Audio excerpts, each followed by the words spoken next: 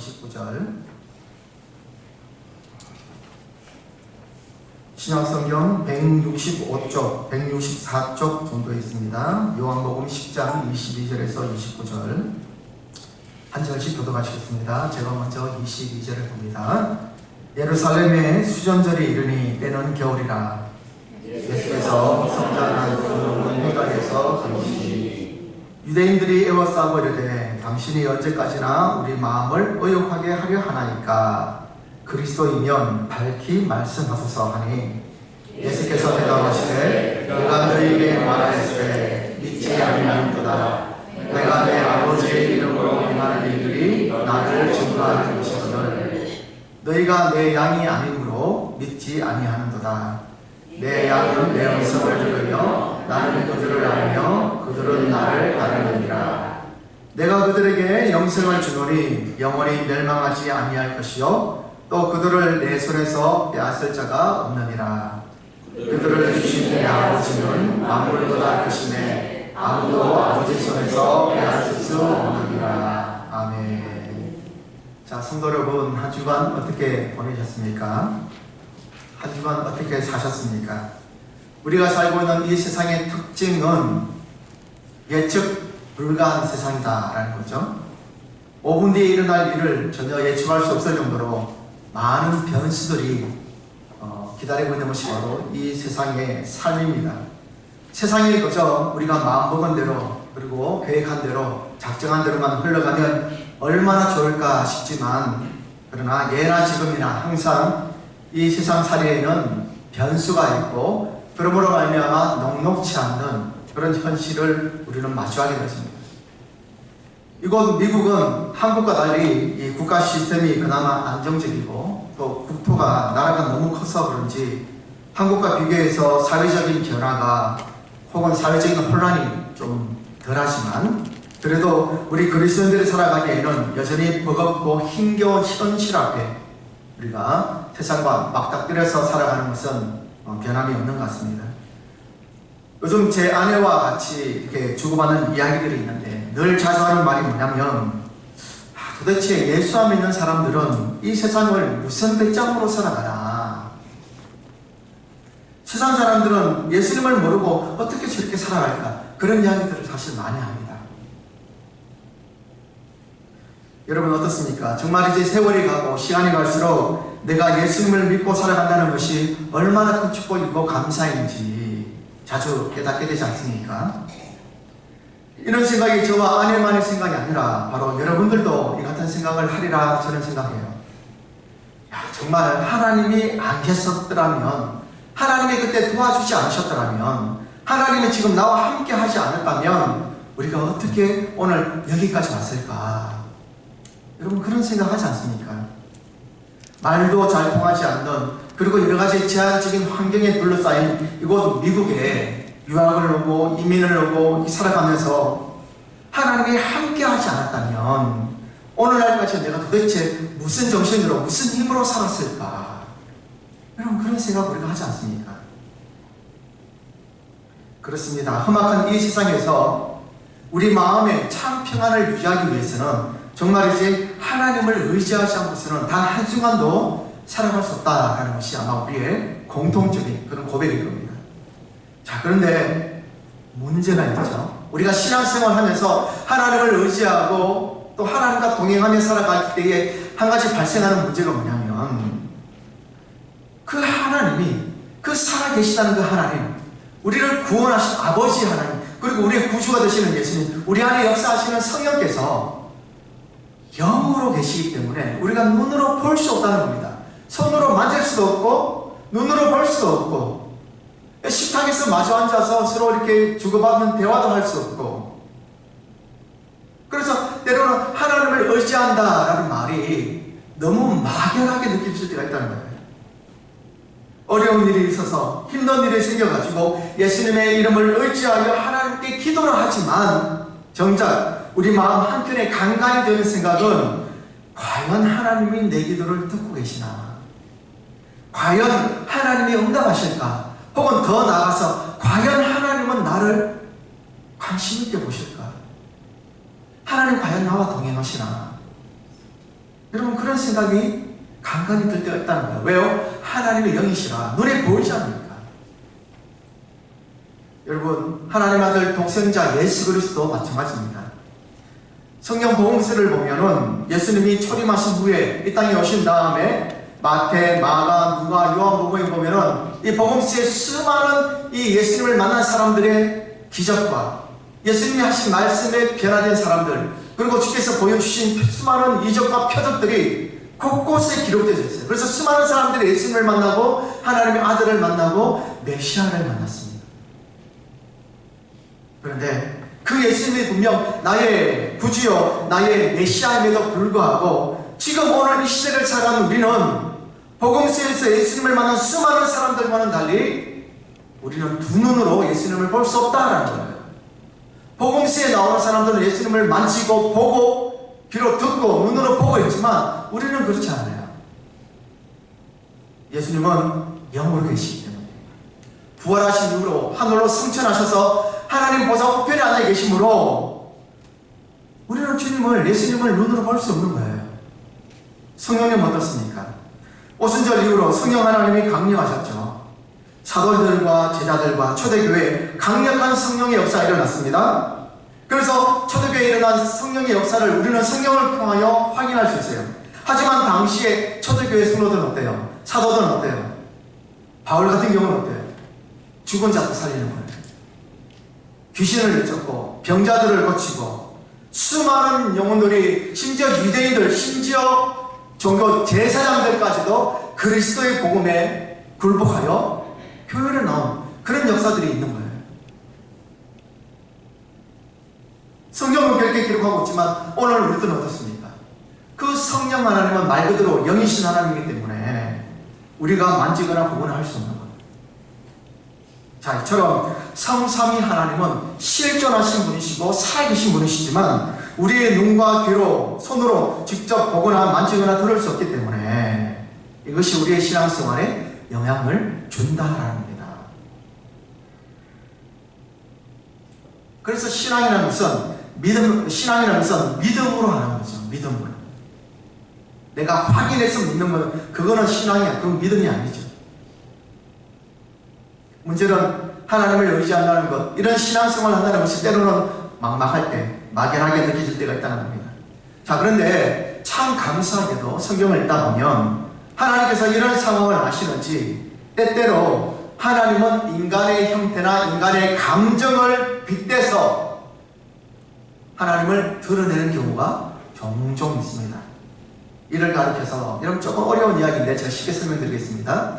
신인 동형론이라는 말이 있고 신인 동성론이라는 말이 있습니다. 설명드리면 이 한자거든요. 한자. 자, 신인, 신은 누구를 가리키는 거예요? 하나님. 그죠? 하나님 신자 있잖아요. 인은 누구를 가리켜요? 인, 우리 인간이죠. 그러면 신인, 하나님과 인간, 동형론, 동형은 뭐예요? 같은 형태를 가진 그 말이잖아요. 성경에 보면 신인 동형론을 이야기하는 부분들이 많이 있습니다. 예를 들면 오늘 말씀에도 보면 나오잖아요. 29절에 뭐라고 이야기합니까? 아버지의 손에서 우리를 빼앗을 자가 없다. 여러분, 하나님 아버지께 손이 있어요, 없어요? 보셨습니까? 그죠? 우리는 하나님을 본 사람이 없어요. 근데 성경은 하나님의 오른손, 전정하신 오른손에 표현되어 있고 여호와의 눈, 그 요나서에 보면 요나가 여호와의 낯을 피하여, 하나님의 얼굴을 피하여 니느웨를 가지 않고 요바로 가서 다시스로 도망가잖아요. 이 여호와의 얼굴 본 사람은 없어요. 또 모세가 여호와의 하나님의, 지난주에 말씀드렸죠? 등을 봤다고 했잖아요. 등. 하나님께 등이 있을까요? 예. 자, 이런 표현들이 있어요. 그리고 창세기 보면 에덴 동산에 여호와 하나님이 거니신다, 거니신다는 표현이 있어요. 영이신 하나님인데 에덴 동산을 거니신다고요? 아니죠. 그냥 성경은 그렇게 표현하는 거예요. 자, 이게 신인 동형론으로 하나님이 인간의 모습을 빗대서 말씀하시는 거예요. 우리의 이해를 돕기 위해서죠. 자, 신인 동성론이라는 것이 있는데 이건 뭐냐면 하나님의 성품에 대한 이야기예요. 가령 어떤 이야기가 나옵니까? 대표적인 것이 바로 질투하시는 하나님. 여러분, 하나님 질투하시는 분이세요? 아니에요. 하나님은 질투하시는 분이 아니에요. 그러나 여러분, 하나님께서 이스라엘이 범죄했을 때 그 마음이 어떠한 바를 설명하기 위하여 인간이 가지고 있는 질투라는 그 성품을 이용해서 설명하는 거예요. 빗대가지고. 그 질투하시는 하나님, 분노하시는 하나님, 후회하시는 하나님. 하나님이 무슨 후회를 하십니까? 이처럼 사람의 지정, 의를 표출하는 방식으로 하나님의 성품, 마음을 강조하는 것. 따라서 신인 동형론이든 신인 동성론이든 이러한 신학적인 용어는요, 하나님의 무한한 존재, 하나님의 무한한 이 성품, 능력을 너무너무 미천한 우리 인간에게 자세히 더 설명하고자 성경 저자들이 선택하여 사용하는 일종의 문학적인 용법, 그렇게 이해하면 되겠습니다. 자, 오늘 말씀을 보십시오. 하나님은 그의 사랑하는 백성들을 결단코 놓지 않겠다라는 하나님의 의지가 어디에 들어가 있냐면 아버지 손에서 19절에 그 누구도 우리를 빼앗을 자가 없다. 아버지 손으로 우리를 붙잡고 있다. 지금 그 말씀을 하고 있는 겁니다. 여러분 생각해 보세요. 누가 하나님의 전능하신 그 하나님의 손에 붙들림 받은 우리를 하나님의 손에서 강탈하여 우리를 빼앗을 수 있습니까?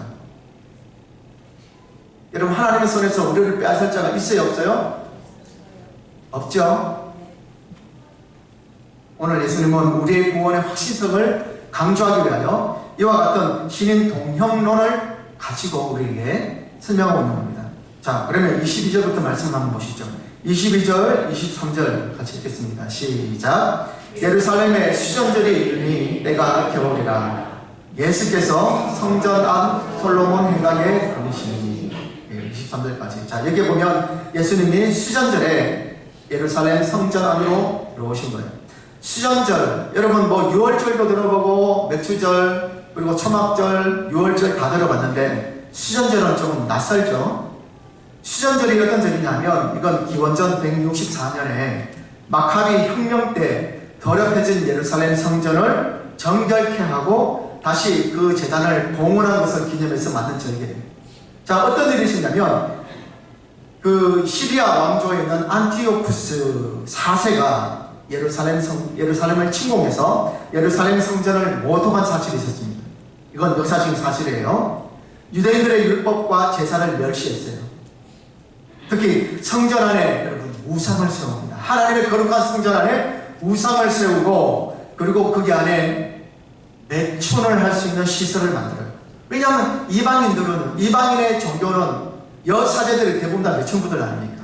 그래서 그 성전 안에서 매춘 행위를 하면서 자기들이 있는 신에게 다산에 대한 복을 기원하는 거잖아요. 근데 그런 이방의 음란한 그런 이방의 우상 종교를 하나님의 성전 안에 가져온 겁니다. 우상을 세우고 매춘 시설을 만들고 심지어 유대인들이 부정하게 생각하는 돼지죠. 돼지는 유대인들이 부정하죠. 먹지도 않고 가까이 가서 돼지는 기르지도 않아요. 근데 그 돼지로 제사를 드렸어요. 또한 유대인들이 할례를 해가면 심지어 사형을 하는 그런 포악한 정치를 한 거예요. 철저하게 유대인들과 예루살렘 성전 그리고 하나님을 멸시하는 정책을 그렇게 펼친 겁니다. 자, 그러자 이 이스라엘에 있던 이 유대인 가운데 마카비 가문이 있었거든요. 마카비 가문이 중심이 되어서 반란을 일으킵니다. 반란을 일으켜서 예루살렘 성전을 되찾고 더럽혀진 제단을 새로 이제 깨끗하게 한 다음에 하나님께 봉헌을 하는데 이 날을 기념한 날이 무슨 절? 수전절이에요. 수전절. 그래서 수전절을 가리켜서 다른 말로 성전을 정결케 한 절기 혹은 어둠을 몰아낸 빛의 절기 그렇게도 불렀습니다. 자, 그런데 이날은 절기이기 때문에 예루살렘에 많은 사람들이 모였고 예수님도 성전 안으로 들어오셨어요. 이 소식을 들은 이 유대인 무리들이 예수님에 대해서 이것저것 묻고 싶어서 예수님께 모여드는 겁니다. 자, 그런데 24절에 이런 질문을 합니다. 같이요. 시작. 유대인들이 에워싸고이르되 당신이 언제까지나 우리 마음을 의욕하게 하려 하나이까? 그리스도이면 밝히 말씀하소서 하니. 자, 예수님이 오셔서 예수님이 복음을 전하시고 말씀을 전하시는데 많은 사람들이 예수님을 메시아로 그렇게 믿고 따랐단 말이에요. 근데 그 중에는 예수님을 반대하는 사람들도 있었습니다. 그리고 예수님을 오해하는 사람들도 있었고요. 그래서 예수님한테 나와서 묻는 거예요. 예수님, 당신이 정말 메시아고 구세주라면, 당신이 그리스도라면 지금 밝히 우리에게 맞다 아니다 이야기해 주십시오. 지금 그렇게 이야기하고 있는 거예요. 안 그래도 우리 마음에 이 의욕, 의심이 떠나지 않습니다 라고 이야기하는 거예요. 자, 그런데 예수님의 대답이요, 뜻밖의 25절과 26절에 보면 다음과 같이 말씀하고 있습니다. 자, 25절부터 시작. 예수께서 대답하시되 내가 너에게 말하였을 때 믿지 아니하는도다. 내가 내 아버지의 이름으로 행하는 일들이 나를 증거하는 것이거늘 너희가 내 양이 아니므로 믿지 아니하는도다. 자, 여기서 뭐라고 말씀하세요? 예수님은 이전에 25절 보세요. 25절. 예수님은 이전에 충분히 너희에게 말했지만 너희가 뭐 하지 않았다고요? 믿지 않았다. 예수님은요, 내가 충분히 너희에게 알아듣도록 이야기했는데 너희가 믿지 않았지 않았냐. 그리고 26절에 뭐라고 이야기합니까? 26절에 너희가 내 양이 아니기 때문에 믿지 않는다. 여러분, 굉장히 무슨 이야기예요? 너희가 믿게 된 것은 내 양이기 때문에 믿게 된 것이고 너희가 믿지 않은 것은 내 양이 아니기 때문에 믿지 않는 것이다. 여러분, 우리는요, 저와 여러분, 우리는 예수님을 믿죠? 아멘? 우리는 예수님을 믿어요. 하나님을 경배하고 예배하는 사람들이에요. 아니면 이 자리에 나올 이유가 없어요. 그러니 우리는 예수님의 뭐다? 양이에요, 양. 예수님은 우리의 뭐다? 목자가 되십니다. 자, 27절에 이렇게 말씀합니다. 시작. 내 양은 내 음성을 들으며 나는 그들을 알며 그들은 나를 따르느니라. 여러분 보세요. 양의 특징이 뭐라고 그랬어요? 내 양은 누구의 음성을 들어요? 목자의 음성을 들어요. 그리고 목자는 누구를 알아요? 양을 알고요. 양은 누구를 따라요? 목자를 따라요. 여러분, 이 예수님의 비유로 하신 말씀이지만, 예수님은 양을 빗대어서 말씀하셨지만, 여러분 굉장히 중요한 여러분 이 구원에 대한 가르침을 주고 있어요. 잘 보십시오. 양이냐 아니냐, 양이냐 염소이냐의 차이점, 혹은 성도냐 성도가 아닌 불신자냐의 차이는 여기에 있습니다. 양은 목자의 음성을 알아요. 양은 곧 예수님의 소유된 백성이고 믿음으로 예수님께 속한 사람들이기 때문에, 그래서 목자의 음성을 들어요. 자기 목자 아니면 안 듣습니다. 여러분, 여기서 음성을 듣는다라는 무슨 말입니까? 그저 그냥 목자가 하는 말을만 듣는다는 말이에요? 지금 예수님은 비유로 빗대서 말씀하시는 거잖아요. 여기서 양이 목자의 음성을 듣는다라는 말은, 여러분 주목하십시오. 그냥 들리는 걸 듣는 거 아니에요. 여기서 듣는다라는 말은, 여러분 우리 집에 애가 있는데 우리 애는 우리 부모의 말 너무 잘 들어요. 무슨 말입니까? 그냥 부모가 하는 이야기를 그냥 앉아서 경청한다는 그 말이 아니잖아요. 그죠? 부모의 뜻이 무엇이고 부모가 뭘 원하는지를 따라서 순종한다는 거 아니에요?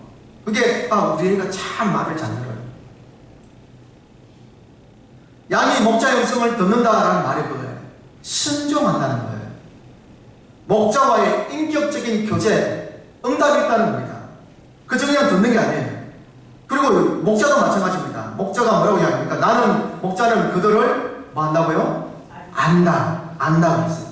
안다라는 말은 그저 그냥 정보력, 어떤 정보적인 지식, 그게 아니에요. 그 영혼을 아는 거예요. 그 말은 그 영혼을 책임진다는 거고, 그 영혼에 대한 목자고, 그 양을 위해서 자신의 목숨까지 버릴 수 있는 이 관계가 형성되어 있다는 거예요.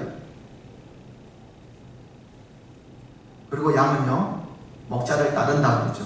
여러분, 따른다라는 말은 무슨 말입니까? 신뢰하니까 따라가잖아요. 목자가 어딜 가든지 양이 따르는 것처럼, 여러분 주님께서 가리키는 것, 주님께서 말씀하시는 곳에 우리는 주님을 신뢰하기 때문에 따라가는 거예요. 그래서 여러분, 양의 특징이 뭐죠? 목자의 음성을 듣고 순종하고 따라가는 거예요. 그게 양이에요. 근데 예수님께서 뭐라고 그래요? 유대인들 향해 너희는 내 양이 아니므로 믿지 않는다. 예수님 말씀에도 그대로 믿지 않는 거예요. 예수님 말씀하셔도 그 말에 순종함이 없는 거예요. 예수님 말씀하셔도 그 말을 신뢰하지 않고 그 말을 따르지 않아요. 그러나 양은, 구원받은 하나님의 백성 양은 예수님의 말씀을 듣고 실천하고 순종하고 주님과의 목자와의 관계가 형성돼요. 그게 구원받은 양이에요. 자, 그러면 여러분들은 양입니까?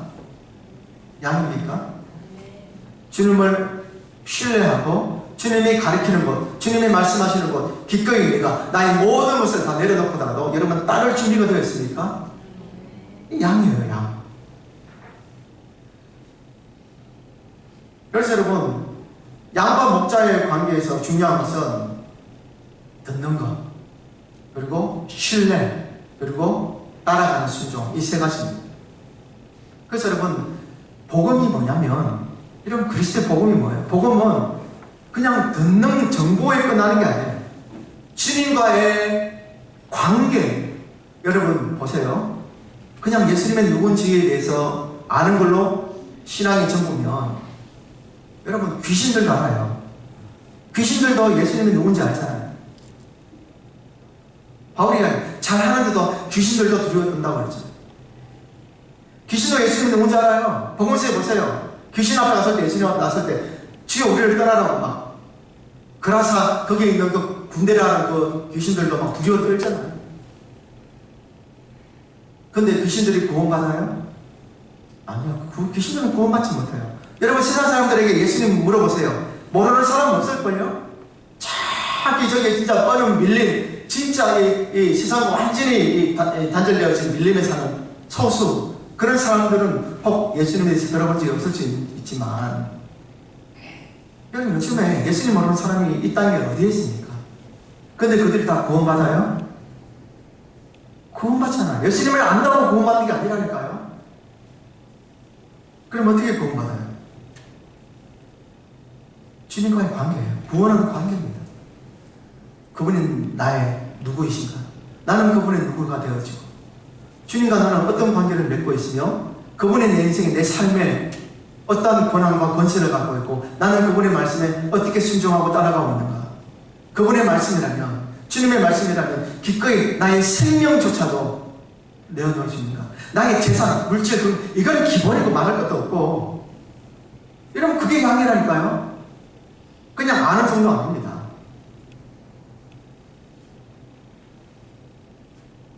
그러면 그런 양들에게, 참된 양들에게 참 목자이신 예수님이 뭐라고 약속하시는가? 29절과 28절 보십시오. 29절, 28절 같이 읽어봅니다. 시작. 내가 그들에게 영생을 주노니 영원히 멸망하지 아니할 것이요 또 그들을 내 손에서 빼앗을 자가 없느니라. 29절. 그들을 내게 주신 내 아버지는 만물보다 크시네 아무도 아버지 손에서 빼앗을 수 없느니라. 할렐루야. 여러분 이 구절을 보십시오. 참 목자이신 주님께서 뭐라고 약속하십니까? 28절 보세요. 내가 그들에게 뭘 줘요? 영생을 주노니 영원히 멸망하지 않아요. 또 그들을 누구의 손에서? 주님의 손에서 빼앗을 자가 있다 없다? 없는 거예요. 목자는 양을 위해 목숨을 던져요. 우리 주님은 우리를 위해 자기 전부를 다 주셨어요. 그래서 우리는 보이지 않지만 예수의 피값으로 지금 완전히 피로 지금 씻음 받았어요. 우리에게는요, 우리는 붉은 피가 있게 흐르지만 그 피는 예수의 피로 완전 구원받은 사람들. 그리고 29절에 뭐라고 나와요? 그들을 예수님께 주신 분이 누구라고요? 아버지 하나님. 그분은 만물보다 크시네 아무도 아버지 손에서 빼앗을 수 있다 없다? 없다. 그러니 여러분 결코 우리가 넘어질 수는 있습니다. 신앙생활하고 믿음생활을 하다가 죄를 지을 수 있어요. 왜? 죄된 본성을 갖고 있으니 실수할 수 있고 넘어질 수 있고 그리고 실패할 수 있어요. 그러나 여러분 기억하실 것은 완전히 멸망당하거나 완전히 우리가 타락하거나 그런 일은 없어요. 성도라면 그럴 리가 없습니다.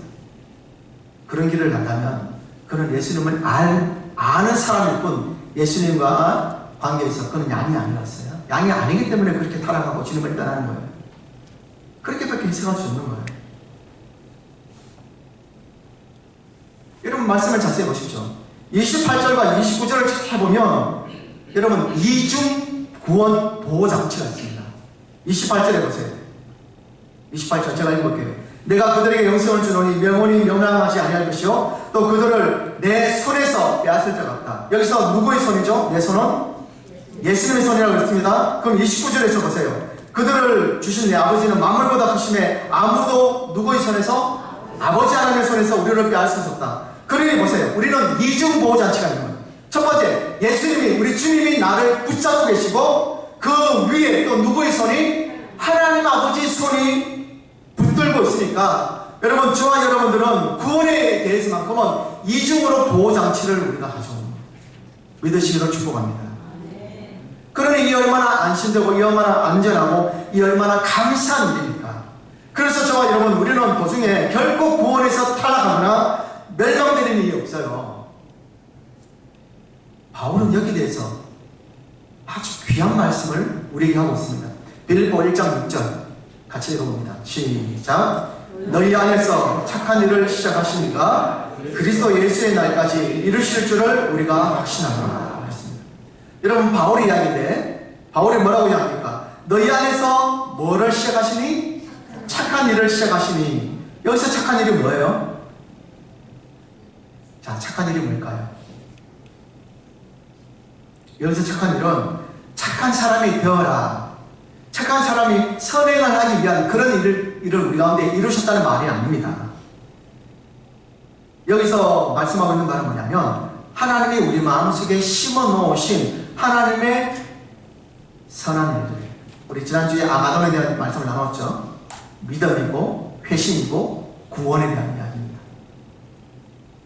그럼 하나님이 우리 안에 하나님의 구원과 또 믿음의 역사를 우리에게 부어주셨어요. 근데 여기서 중요한 것이 있어요. 자, 너희 안에서 이와 같은 착한 일을 그 다음 구절이 뭐예요?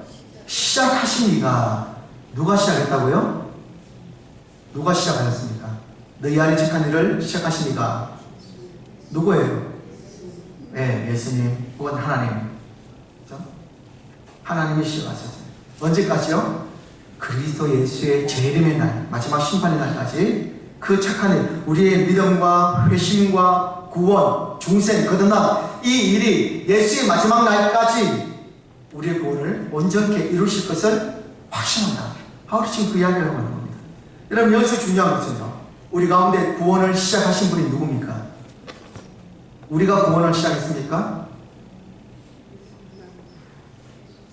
아니, 여기 너희 안에서 착한 일을 시작하시니 하나님이 시작하셨잖아요. 여러분, 자, 여기서 중요한 얘기예요. 여러분 요한복음 3장 16절 아시죠?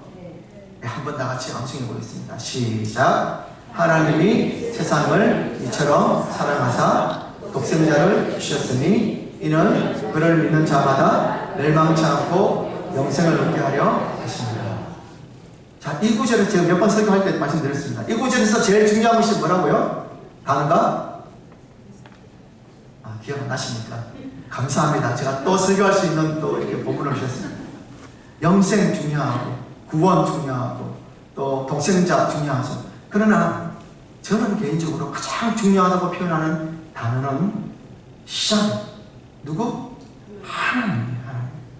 하나님이 세상을 이처럼 사랑하셨어요. 독생자를 주셨어요. 하나님이 시작하신 거예요. 오늘 빌립보 1장 6절에서 보면 누가 시작하셨어요? 하나님이 시작하신 거예요. 그래서 여러분, 저와 여러분의 구원의 시작은 누가 하셨다는 거예요? 하나님이 하셨어요.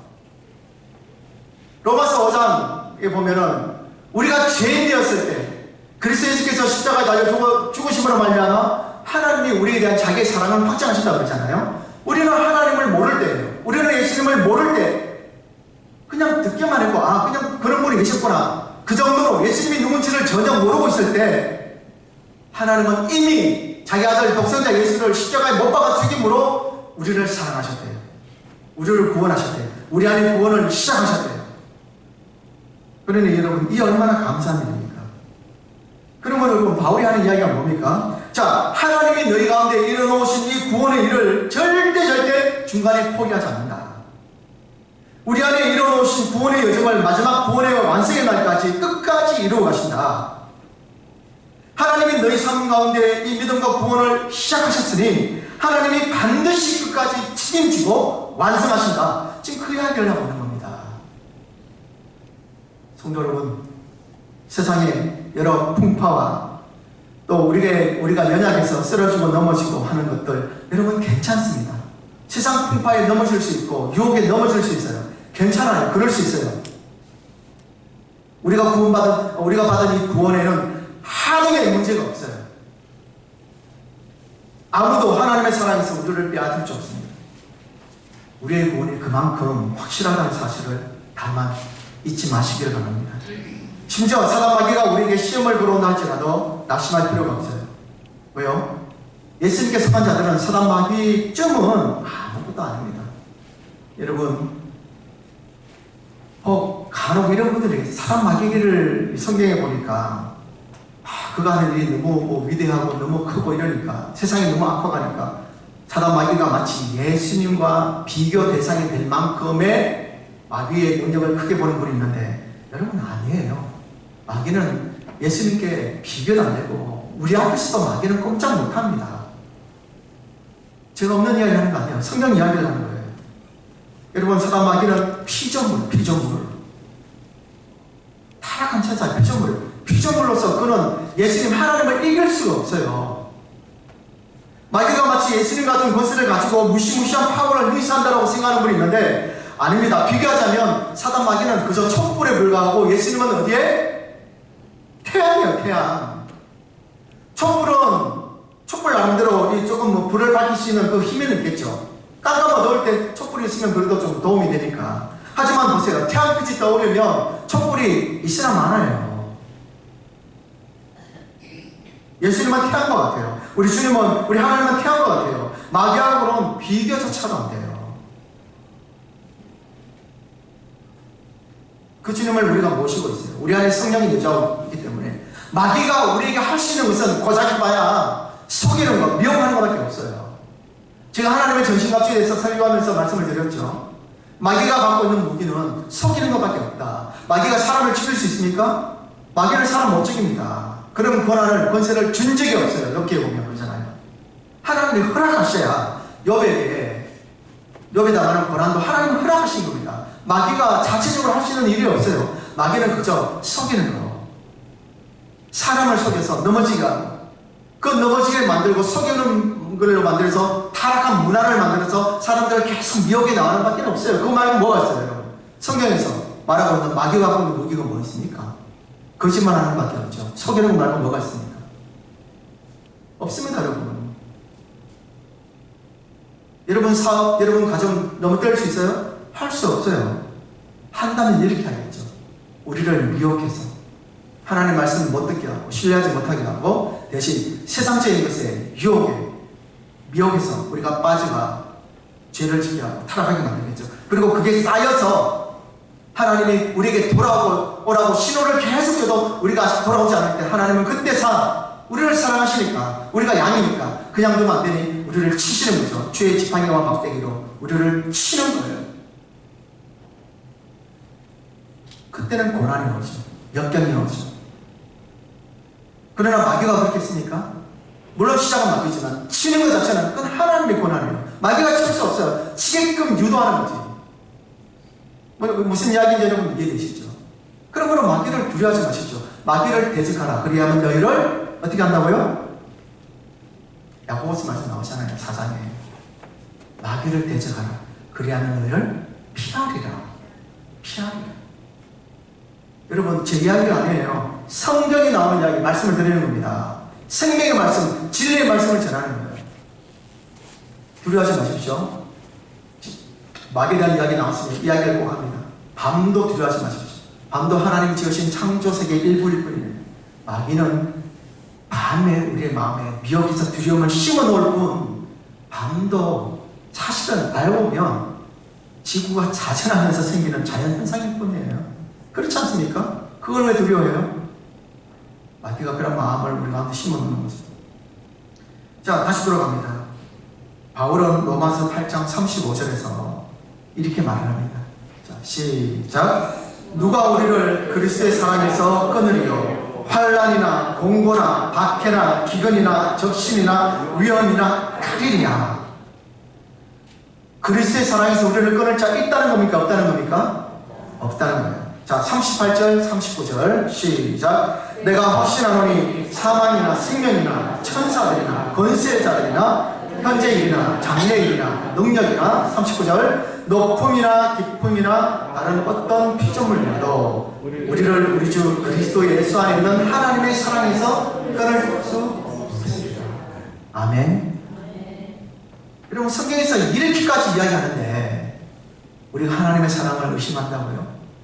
우리가 받은 구원을 우리가 의심한다고요? 여러분, 한 나라의 왕이 있습니다. 이 한 나라의 왕이 하나밖에 없는 그 아들 어린 왕자에게 선물을 줬어요. 선물을 줬어요. 비록 이 어린 왕자는 나이가 어리기 때문에 힘이 없어요. 하지만 그런 왕자예요. 왕의 아들입니다. 그러면 왕이 왕자에게 준 선물을, 비록 그 왕자가 나이가 어리다고 해서 누군가가 그 왕자의 갖고 있는 선물을 빼앗을 수 있을까요? 없을까요? 상식적으로 없죠.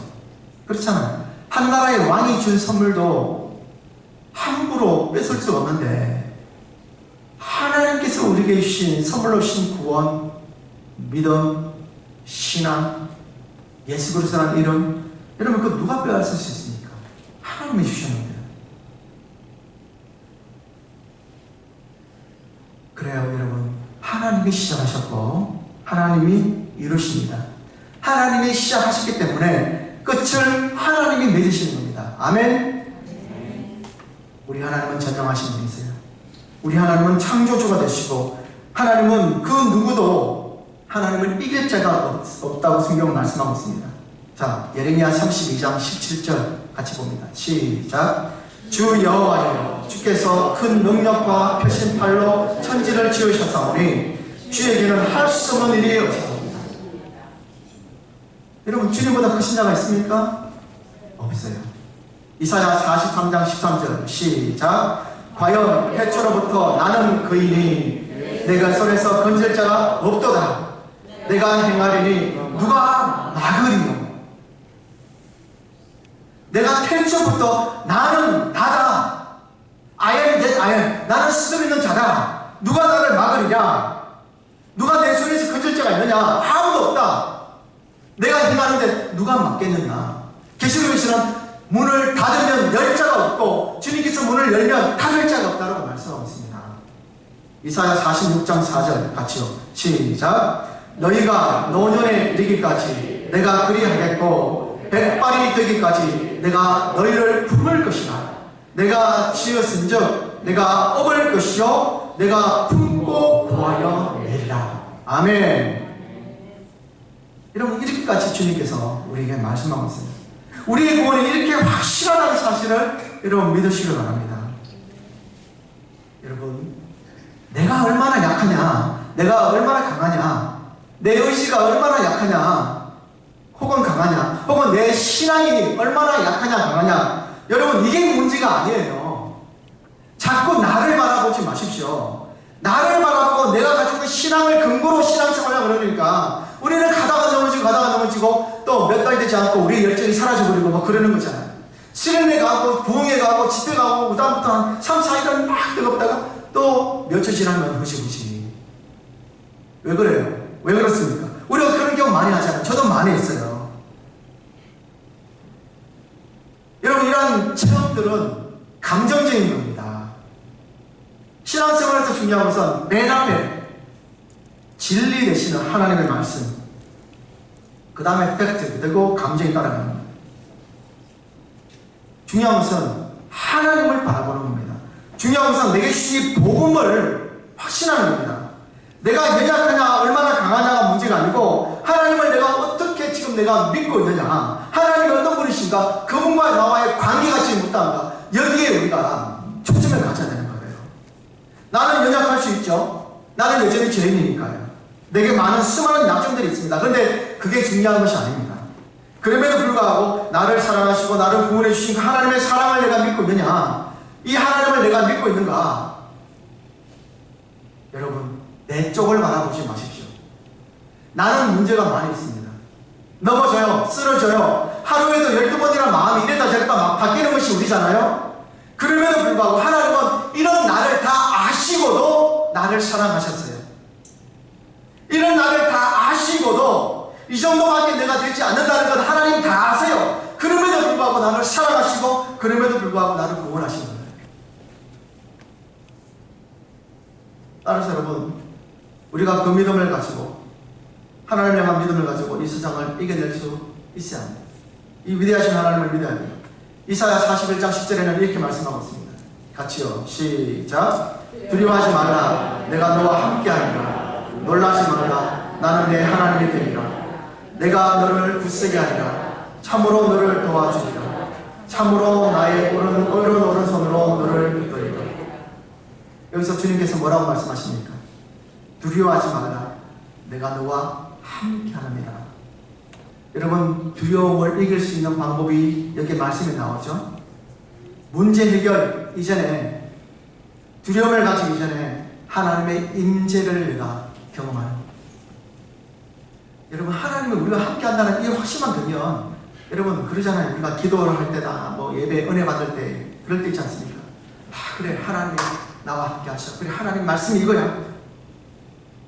내게 힘 주시는 하나님, 내게 능력 주시는 그 주님을 내가 만나면요, 내가 가지고 왔던 모든 기도의 제목들이 온데간데도 없어요.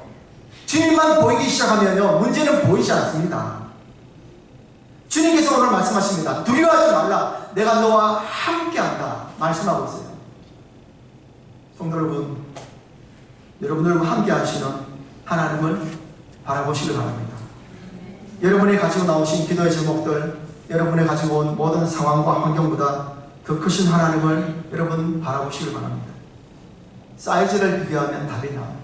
여러분이 가지고 있는 문제, 고난의, 환난의 사이즈와 우리 하나님의 사이즈를 비교해보면 여러분 답이 나오잖아요. 또 보십시오. 뭐라고 말씀합니까? 놀라지 말라. 그 다음에 놀라지 말라. 왜? 나는 너의 하나님이 되니라. 하나님은 그저 전능하시고 저기 하늘, 저기 어디 구름 위에서 저 천상에서 높은 하늘 보좌에만 앉아 계시는 분이 아니라 뭐라고 말씀하십니까? 나는 누구의 하나님? 네, 너의 하나님, 바로 나의 하나님이 된다라고 말씀하십니다.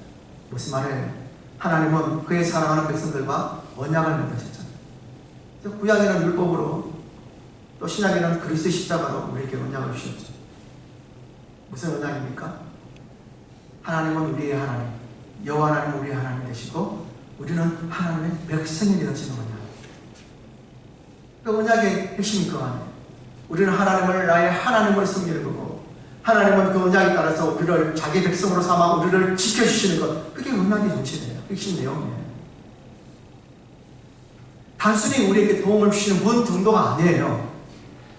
단순히 그냥 기도 한번 들어주시는 분이 아니라 지속적으로 이 약속에 근거하여 주권적으로 나를 보호하고 나를 책임지시는 나의 하나님, 나의 하나님. 그 이야기를 하는 겁니다. 그런데 그런 나의 하나님이 또 뭐라고 약속하고 있습니까? 내가 너를 어떻게 하겠다고요? 굳세게 하리라. 참으로 너를 뭐 한다고요? 도와주리라. 또 참으로 나의 의로운 오른손으로 너를 붙들리라. 여러분 여기서 보세요. 참으로라는 말이 두 번이나 연거푸 나오죠. 무슨 말일까요? 그만큼 확실하다는 거죠. 그만큼 참으로 맞다, 내가 확실하게 줄게. 지금 그 말씀 아닙니까? 실제로 우리 삶에 개입하셔 우리를 돕겠다라고 주님 말씀하고 있는 겁니다.